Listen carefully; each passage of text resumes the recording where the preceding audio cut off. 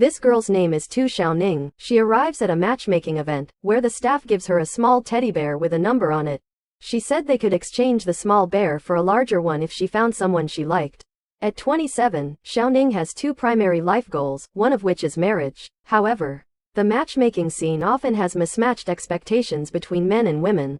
The staff member shows Xiaoning to her seat, and soon, several men approach her, but none of them catches her interest. She initially thought there would be more potential matches, but she did not like any of them. At this moment, the male lead, Ji Yuheng, also arrives at the event. Just as Xiaoning is about to leave, Yuheng sits down across from her and notices the small bear she put on the table. Xiaoning had just stepped out to take a phone call and returned to hear the man opposite her mentioning he works at a bank. She listens carefully to his self-introduction. Another woman is interested in Yuheng, but he says he must consider it. Xiaoning then leaves, and Yuheng appears in front of her, holding a large bear, leaving her stunned and unsure what to do. Yuheng remembers Xiaoning, even though, at that moment, neither realized their parallel paths were about to cross. Xiaoning later finds out that she and Yuheng work at the same bank. She took the initiative to add him to WeChat, and he agreed.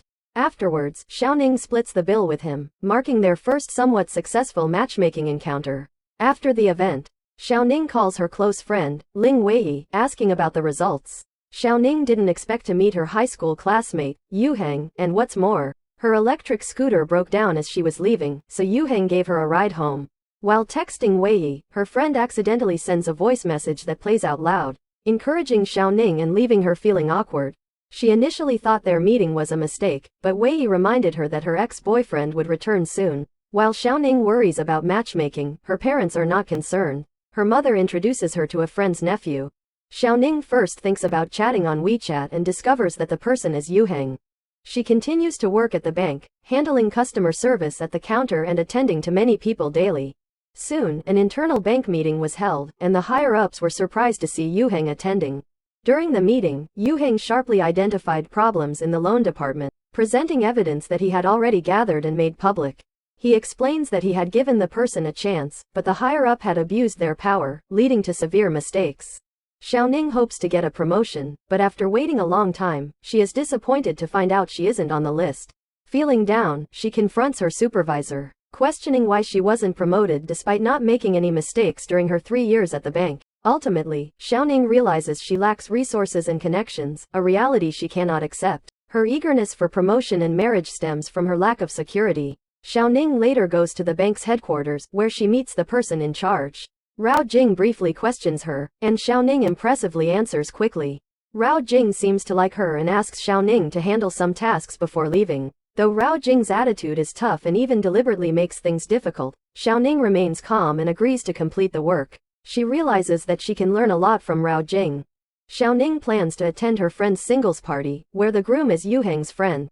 Although Yuheng initially declines the invitation, he changes his mind when he sees Xiaoning's post on social media saying she'll attend, deciding to attend in style.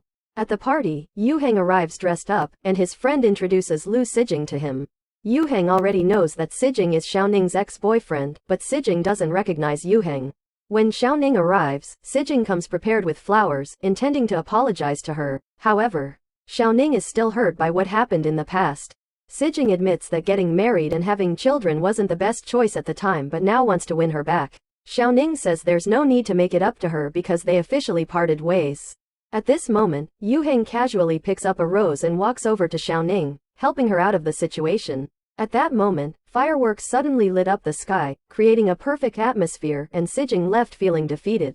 After this event, Xiaoning finally feels at peace, realizing that she wants to find someone successful in their career, with a happy family, and with whom she can spend the rest of her life. Yuheng asks Xiaoning what her next steps will be, and she says she might continue with matchmaking. Yuheng then stops the car and asks her if she's willing to marry him if she wants a stable marriage.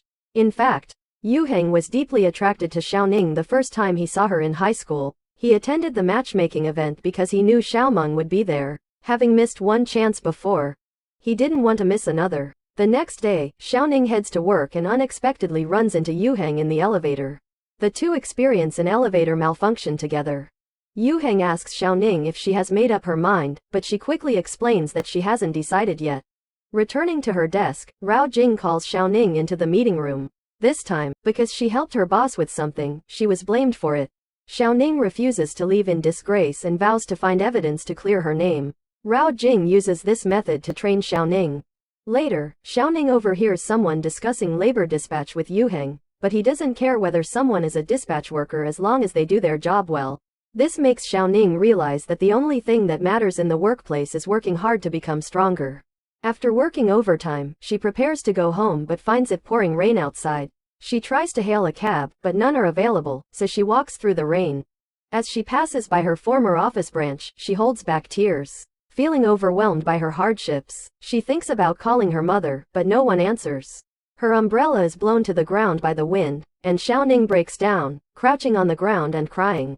Yuheng appears. Feeling distressed seeing her soaked and upset, he takes Xiaoning to a hilltop to sit and talk. Xiaoning suddenly agrees to marry him. She explains that despite her passion for work, she has made little progress. Yuheng, who works in the compliance department, reassures her that she will find a way to resolve her issues and that, while they work in different departments, they will both adhere to company rules. Over the following days, Xiaoning diligently gathered evidence and eventually took it to the compliance department. She feels nervous but answers questions truthfully. Yuheng asks a crucial question, and to everyone's surprise, Xiaoning answers correctly, so she avoids punishment. Though Rao Jing says nothing, she is pleased, realizing she didn't misjudge Xiaoning. Xiaoning shares with Wei that Yuheng proposed to her. Wei thinks they make a good match.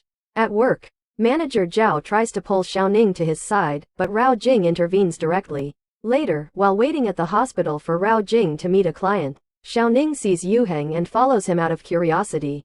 Yuheng's mother mistakes Xiaoning for his girlfriend. Xiaoning had prepared a gift for the client, but now she can only give it to Yuheng. Seeing Yuheng's sick mother, she can't clarify that they aren't dating. Just as Ji's mother begins talking, her condition suddenly worsens, and doctors rush in to resuscitate her. Yuheng reveals that his mother is in the late stages of breast cancer and that her treatment will require a lot of money, with no guarantee of recovery. Xiaoning didn't expect Yuheng's mother to be in such a serious condition and now understands why he is so eager to get married. Due to other commitments, Xiaoning leaves the hospital. But she learns that Yuheng frequently mentions her name to his mother while he is still in school. As Yuheng leaves the hospital, he sees Xiaoning waiting for him. She takes him to a street food market, and after eating, they visit their university's sports field. Xiaoning is still surprised that Yuheng chose her as his marriage partner. He explains that he feels a strong connection with her. Xiaoning finally decides that she is ready to register their marriage. Xiaoning brings Yuheng home and announces to her parents that they will marry the next day. While her parents don't oppose the idea of a quick marriage, they emphasize the need for a strong emotional foundation. Yuheng assures them that they are high school classmates, and to convince her parents further, Xiaoning jokingly claims that she has secretly loved Yuheng for 10 years. Yuheng almost bursts out laughing at this, but since the couple is already determined, her parents give their blessing. Yuheng and Xiaoning both take off work early to get married. They head to the civil affairs office but realize they forgot to bring photos.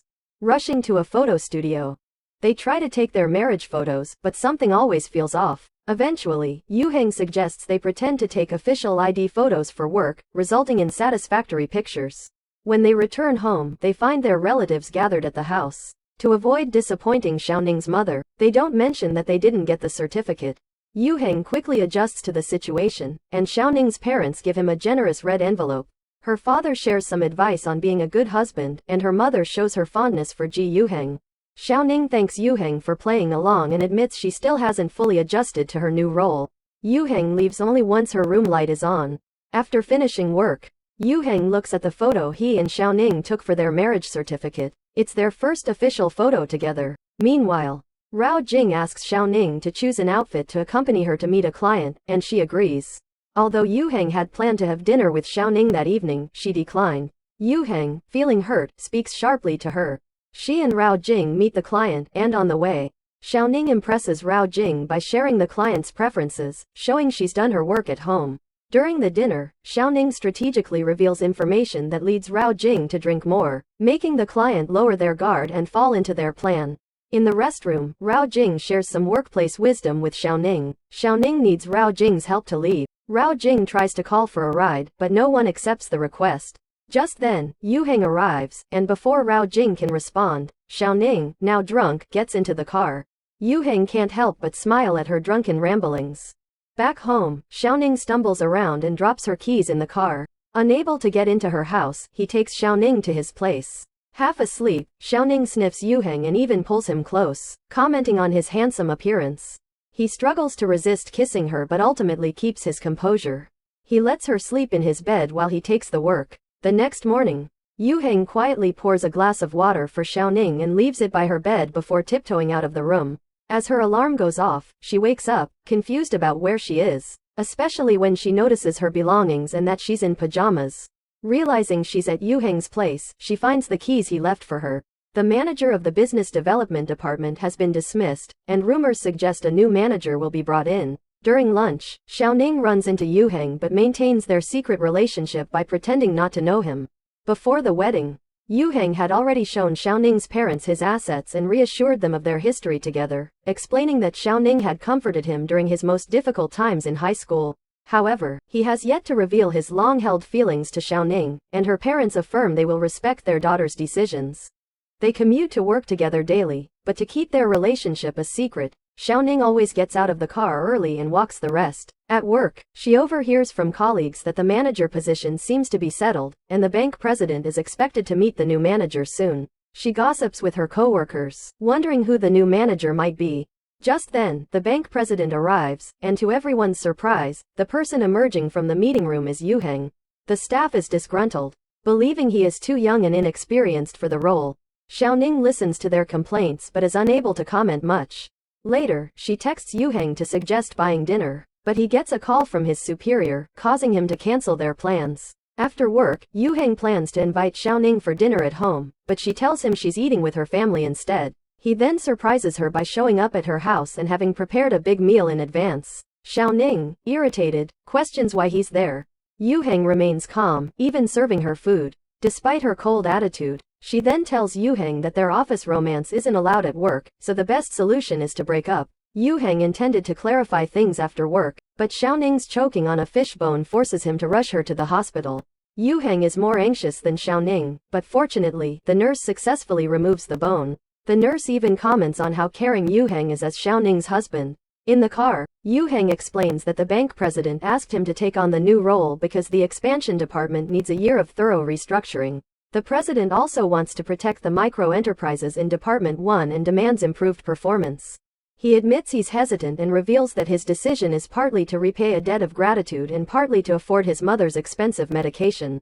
Yuheng seeks Xiaoning's advice, but she suggests they take a break and think things over. He has secretly followed Xiaoning on social media and notices she's upset. When his professor calls, Yuheng declines the invitation, mainly because of Xiaoning. She overhears this and realizes she influences his decision.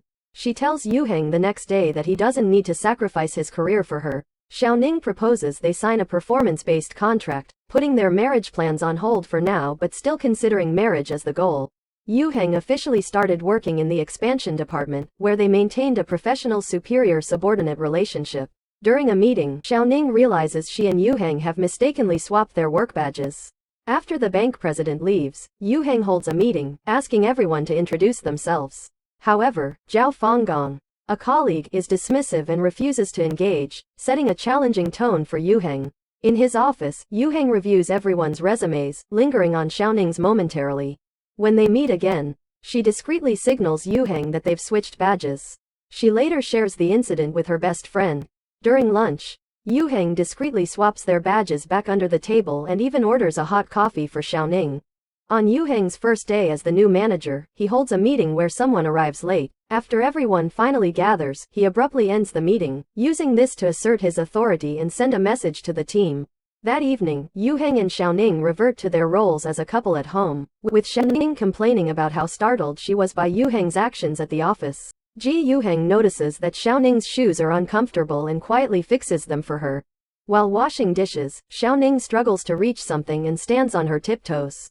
Yuheng helps her by standing behind her, and as she turns around, they accidentally kiss. Both feel embarrassed and try to pretend nothing happened. The next day, Xiaoning shares this incident with her best friend, who encourages her to seize the moment. During lunch, Yuheng sends a message in the group chat, reminding everyone of a meeting at 1 p.m. He asks everyone to state their goals, and when it's Zhao Fenggang's turn, he reveals that he has few projects. Yet he seems complacent. Yu Heng challenges him to add one more private enterprise to his monthly portfolio. Though Fang Gong is dissatisfied, he can't voice his objections. Yu Heng also assigned Xiaoning the task of passing all her probation assessments within 3 months, as she had previously asked to be treated like everyone else. Meanwhile, a man tries to enter the loan department, but Wei Yi, who is at the front desk, stops him due to his lack of a contact person. Impatient and desperate, the man forces his way into the expansion department. He pulls out a knife and makes threats. Xiaoning, who was in the restroom, hears the commotion and rushes out to help. The man, distressed, explains that he took out a loan from the bank to give money to a woman he met through a dating service, who then disappeared. Now, the bank is demanding repayment, and he's at his wit's end. Xiaoning tries to calm him down, but he threatens to harm himself unless the bank cancels his loan. Yu Heng, observing from the doorway, signals to Xiaoning to cooperate. At the right moment, he disarms the man by knocking the knife out of his hand. However, the man quickly picks up the knife and lunges at Xiaoning, but Yu Heng steps in and takes the blow, resulting in his arm bleeding. A worried Xiaoning accompanies him to the hospital. When the doctor steps out, Xiaoning sneaks into the room, but Rao Jing and Zhao Fanggong go to visit Yu Heng later. To avoid being caught, she hides behind Ji Yu Heng, who uses a curtain to shield her just in time. After leaving the hospital, Xiaoning catches a ride back to the office with Rao Jing, who warns her to be careful. Yu Heng, understanding the seriousness of the situation, assigns Fanggong to investigate the incident. Initially reluctant, Fanggong agrees after Yu Heng reminds him of the dire consequences if the head office learns of the situation. Meanwhile, Rao Jing also plans to handle the matchmaking loan issue, hoping to boost her standing with the leadership. Fanggong arrives at the matchmaking company, Qianliyuan, and spots Rao Jing there. Realizing they share the same goal, they are quickly ushered inside to conduct their business. However, the receptionist recognizes Xiaoning, almost mentioning Yu Heng's name. She quickly diverts the receptionist and notices that her and Yu Heng's photos are displayed together like a wedding photo. She discreetly removes the photo before anyone else can see it. At the office, Yu Heng defends Fanggong, recognizing his strong work ethic despite their earlier tension. Fanggong discovers the matchmaking loan contract and secretly photographs it for evidence while Rao Jing records their conversation. Both are determined not to back down. But Rao Jing heads off on a date with her puppy boyfriend after the meeting, showing a softer side. Xiaoning later tells Yu Heng about seeing their photos together at Qianliyuan. With his arm still injured, Yu Heng needs Xiaoning's help to undress. Misunderstanding his intentions, she quickly finds an excuse to leave.